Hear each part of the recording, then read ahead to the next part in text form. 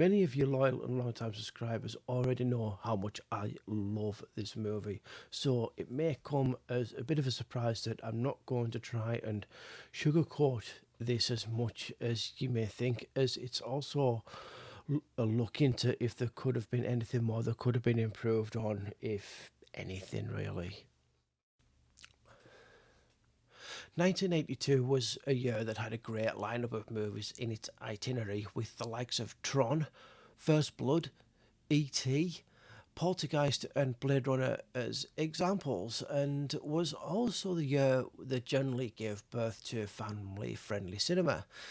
A movie such as this one would, at the time, be considered somewhat of an underdog, even though it was under the 1978 Halloween director John Carpenter, which was his first dig at Hollywood, at a Hollywood movie. The studios were counting on a reasonable return after it went slightly over budget because of its difficult production.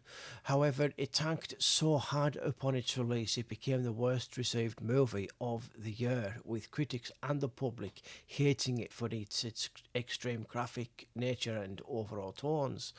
But since its release on home media, it has steadily gained its current appreciation and status as one of the most beloved horror films of its generation due to its ahead of its time storytelling and visualization.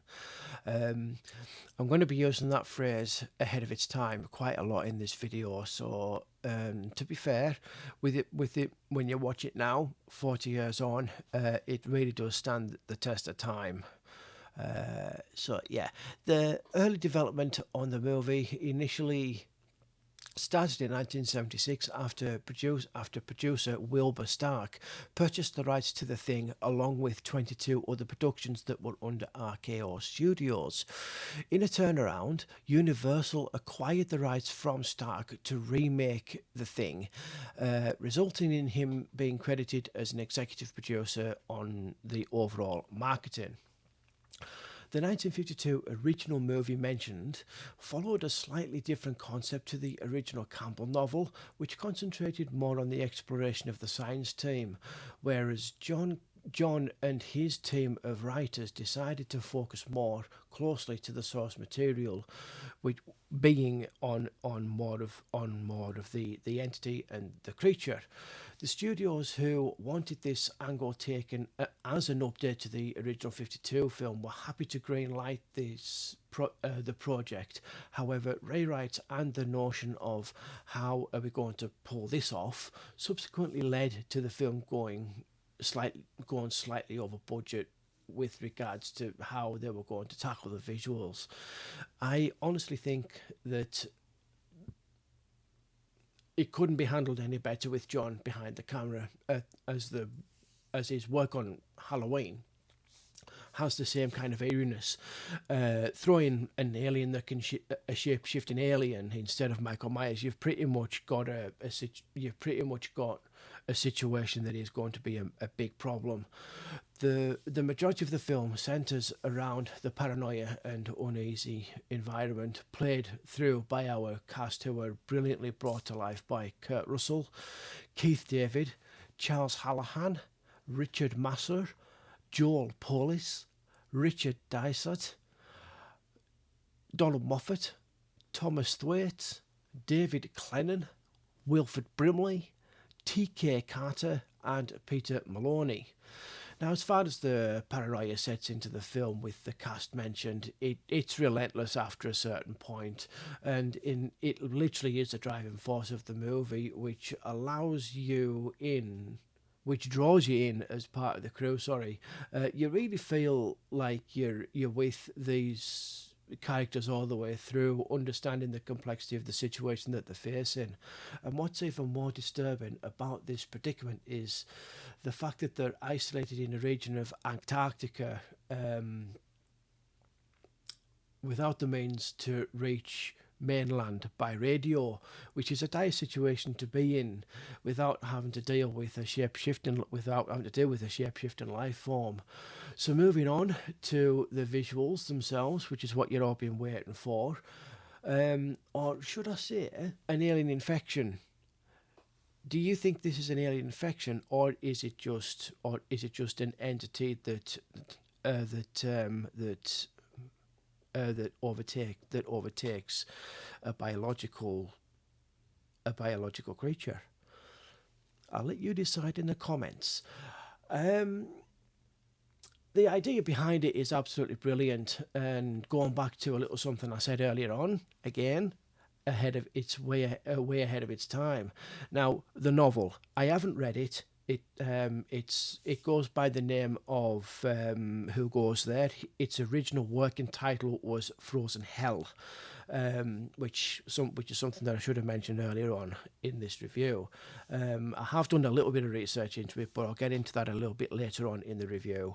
I've not read the novel, but if this came from Campbell's book, this was groundbreaking storytelling even back in the 1930s when it was written. And what was done visually to bring this to life in 82, which is 40 odd years ago now, in comparison to the source material, it couldn't be matched with today's visual technology. And it was proved with the prequel that we got in 2011, which was terrible. The I'm not going to say the film itself was terrible. The film was actually okay, but the visuals were just absolutely dreadful. Coming off the back of Joe Dante's The Howling the year previously, the man behind these amazing yet grotesque visuals is the legendary Rob Bottin, our groundbreaking special visual effects makeup artist who had worked with John 2 years prior to the on the Fog. At the time, Rob was under the helm of Rick Baker as his protege in prosthetic makeup effects, and was working with Rick on the Howling production before Baker left to join John Landis for American Werewolf, trusting Rob to finish what he started before he landed the job on the thing.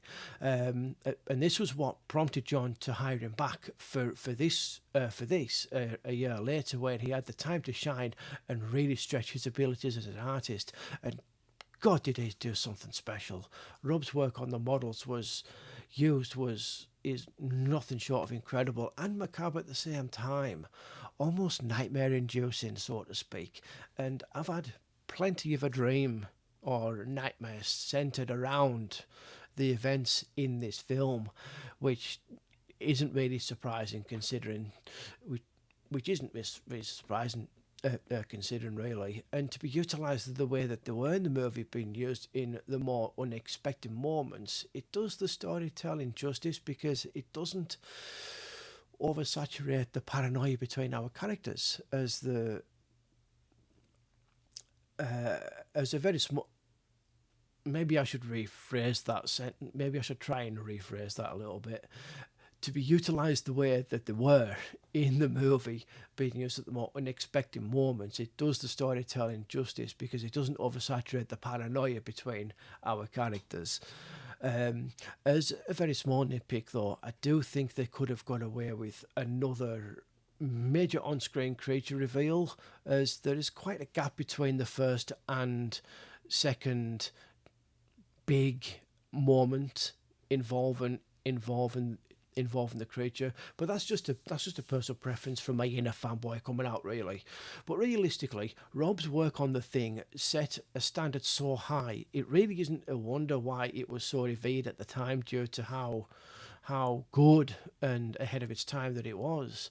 The world just wasn't ready for it, even though at a time where prosthetic puppeteering was just coming into its own. So much so that the work that's showcased put the craft at centre stage. And and though the unfortunate flop that it was, it did manage 2 award nominations at the relatively young Saturn Awards for Best Horror Film and Best Visual Effects. As it turned out, though, it couldn't compete against E.T. and Poltergeist, among others. Aside from the impressive visuals of the thing, another aspect in the brilliance of the production involved is the beautiful cinematography from Dean Cundy. who's worked for the likes of Robert Zemeckis, and Spielberg, respectively.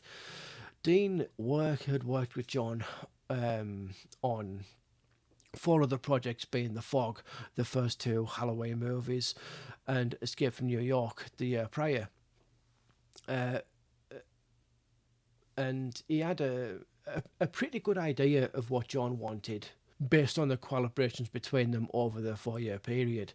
The movie is amazingly shot with fantastic tracking work, including a beautiful colour palette which doesn't overthrow your senses like some horror movies of its time would.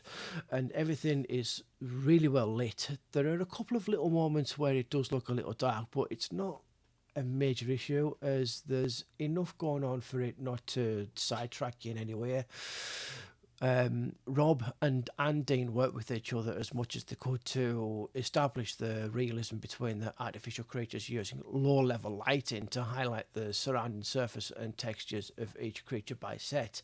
They also tried to use a variable rate film speed technique on the cameras, which would have enhanced the effect, but unfortunately the technology wasn't quite available at the time for them to pull it off, which is where the manual puppeteering came into the fold. It would have been pretty sweet to see this happen, but as always, budgetary constraints are always a pain, more so when the project goes over budget. Plus, it would have contributed to a more consistent movements from the effect on display. But as it stands, as a 41-year-old movie, as already mentioned, it's still impressive to look at after all these years.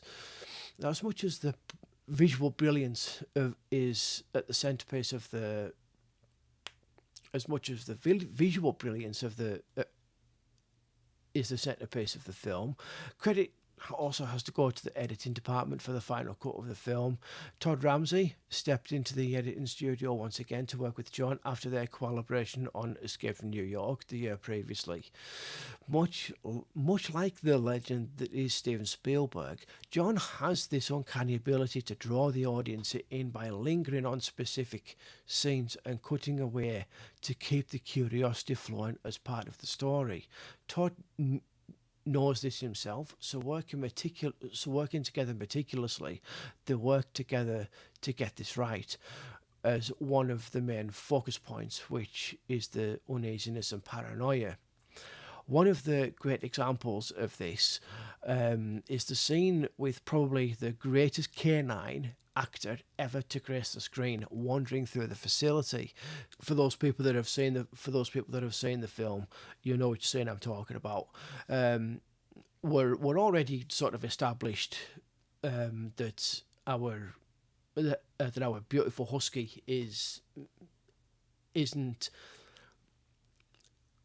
exactly who it is, and there's something suspicious about him, but he is the more focal point of the film for the first half an hour or so. The overall budget, including overspending, stood at $15 million, which doesn't really reflect on screen, which, given at the time, was a reasonable budget from a Hollywood studio. There was a lot cut from the movie, which included a refilm of numerous scenes, plus another major on-screen character death involving Fuchs. This would have given the main antagonist away as the assimilated thing, which would have no doubt lost the mystery of the movie, which pretty much is the driving force of the story being told. A good movie, if I have to be honest, but I would have liked that extra major screen death filmed a little differently, that still kept the mystery attached to it. Well, I have waffled some, but we are coming somewhat of a close on this. But have I spoken about any of our men? I don't think so. I have briefly glossed over our cast, but a review wouldn't be a review or retrospect if I didn't cover them. So with that, I'll keep it to the more important people of the cast, relatively to about maybe 3, maybe 4 at most. What makes the thing so unique alongside what I've already covered is the fact that even though there is a leading man, everybody is as important as the next to the development of the narrative, which is a trope that is also used in Ridley Scott's Alien, which I'm sure is what John wanted to sort of use to an advantage. The casting process was pretty vigorous with Christopher Walken, Jeff Bridges, Nick Nolte, and Sam Shepard, somewhat considered for McCready. The role eventually went to Kurt Russell, who was already involved with the production, keeping John helping John formulate the premise of the film. Kurt himself was well established with John, having already worked with him on two movies, being the start of the 79 TV movie Elvis and as Snake Plissken in Escape from New York the year prior. The role of McCready itself is somewhat the embodiment of his now iconic role as Snake Plissken in Escape from New York, but the separation between the two characters is the forced leadership and isolation, which is what makes Kurt's role so memorable. There is a slight lack of charisma in the character, a strong contrast considering, which ultimately shows how good of a leading man Kurt is. But with a movie such as this, you don't need much in a character because it will take you out of the mindset, and respectfully everybody else has their own qualities which overall gives the film the balance it needs to make it. Keith David turns in a very early role, in fact his first credited role in the film as the stern and erratic child. He has a tendency of taking roles that are not very optimistic, but as a personality trope to this film, he kind of gets away with it. The only problem being is that, unfortunately, with his classical acting skills and delivery, on the very odd occasion it comes across as a little hammy, to a degree, but to a degree that I can warm to it. However, I do find Childs more of a throwaway character here, rather than somewhat of a carrier of a film in this performance. Cocoon actor and Marine veteran Wilford Brimley plays the movie's biologist Blair in one of his very early roles as a credited actor. Beforehand, he had bit roles with the likes of Absence of Malice, The Electric Horseman, and The China Syndrome. Having oddly watched some movies recently where he's actually turned up unexpectedly, or that's either me not realising or noticing that it's him, seeing Wilford in this movie makes me realise that, like Kurt, he's not shy in showing his chops as a versatile actor. As Blair, he strives as we see a great range of acting from him, even though the style depicted is kind of a product of its time, unfortunately.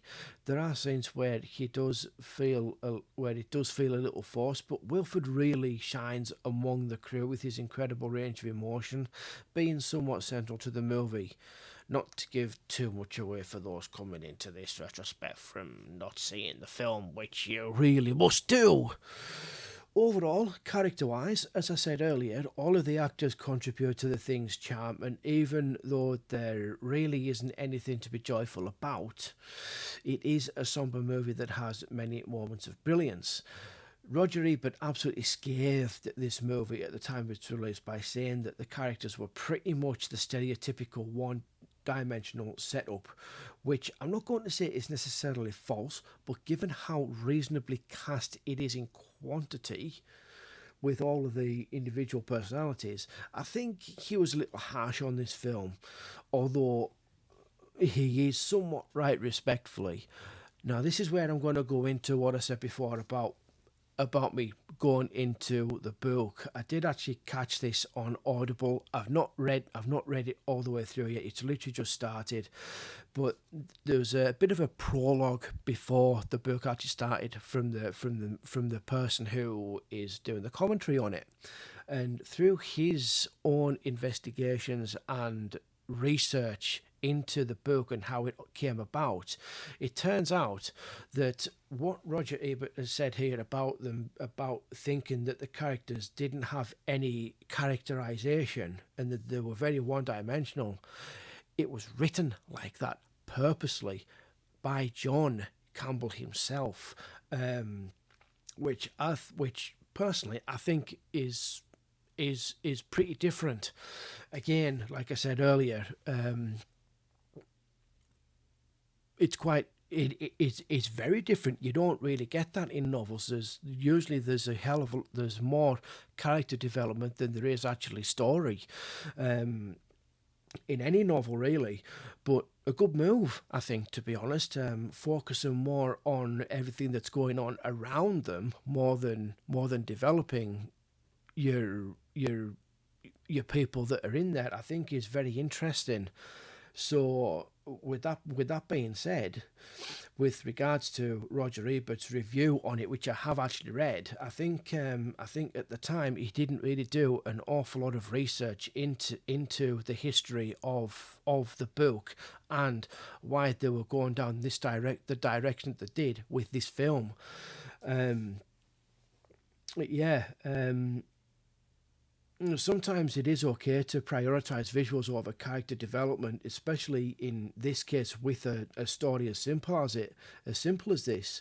You don't really want to dilute it into nothing, which is why John actually went down this route to give us something closer to its source material and create a slogfest and keeping the characterization to a minimum. Again, like I said, with what John wrote in the book.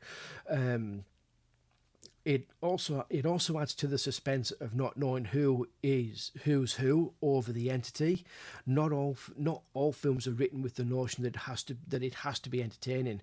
You just need something down the line that breaks the mold from what is acceptable in the eyes of the consumer. If that makes sense, if that does actually make sense to anyone, thank you for understanding. Put that down in the just tell me your thoughts on that down in the comments. Yeah, the movie is one set up after another with exposition in between, but what movie isn't? The main focus here is the element of surprise, which is why it's a horror movie at heart. Obviously, really just think at the time the thing just got a little lost in translation back in the day because of how ahead of its time it was. Now, I do know you guys are gonna have got to, if you have got to this point, you're going to get to ask me about the end sequence. Who do I think is the thing? Well, I'm not going to comment or speculate. I'm just going to sit for a while and see what happens. I'm not going. No, I'm not going to score this one, guys. You know how I feel about this film. So with that being said, thanks, guys, and fuck you too. Okay, guys. So those are my thoughts on John Carpenter's The Thing. Thank you so much for watching. I really do appreciate you being on board with this. It's been a month that I've been working on this, and I've put a lot of time out of my own out, a lot of my own free time into working on this. Like I said, it's something that is so dear to me because of how much I love the craft of how much I really appreciate the craft that went into making this film.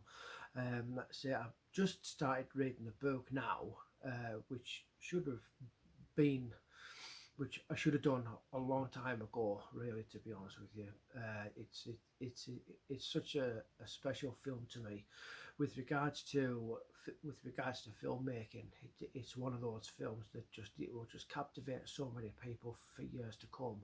Considering the fact that, like I've said so many times in this video, it was so ahead of its time back in 1982. It's just unreal. What Rob Bottin did, with a little help of Stan Winston as well. I'm going to be clear that I did miss a couple of things out with regards to the visuals. Stan Winston did have a little bit of work attached to this film as well, which was the part with the dog. the dog thing, I should say, really.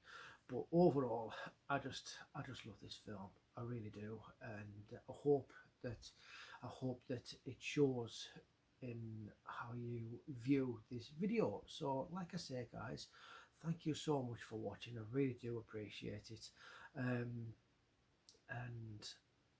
let's say this isn't going to get scored.